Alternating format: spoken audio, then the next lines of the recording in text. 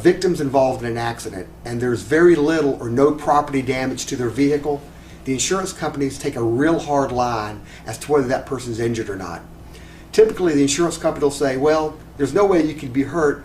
This property damage is very minimal, and if you are hurt, you're going to heal up in a couple of weeks. And a lot of times in trial what they'll do is take a picture of your vehicle, blow it up, and show that there's no property damage and there's just no way that anybody could be hurt from this minor collision.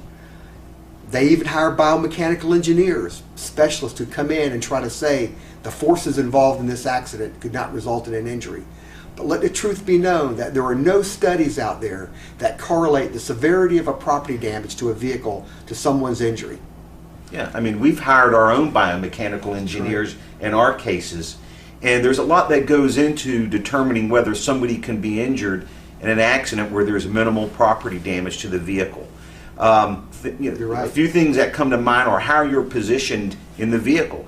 If somebody's stopped at a red light and they're reaching over, grabbing something out of the glove box, they're in an awkward position. If at that time they're rear-ended, well, and there's that impact, even though it may be minor damage to the car, can cause injury just because the occupant is in that awkward position.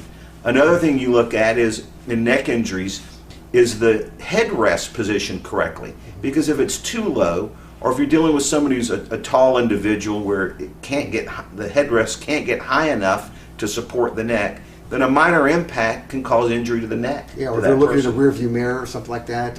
Right. So those kind of positions all have to be looked at. That's why if you're involved in an accident where there's not a lot of property damage, or no property damage for that matter, and you're having ongoing symptoms, you really want to talk to an experienced attorney who's handled these cases before and knows what to do.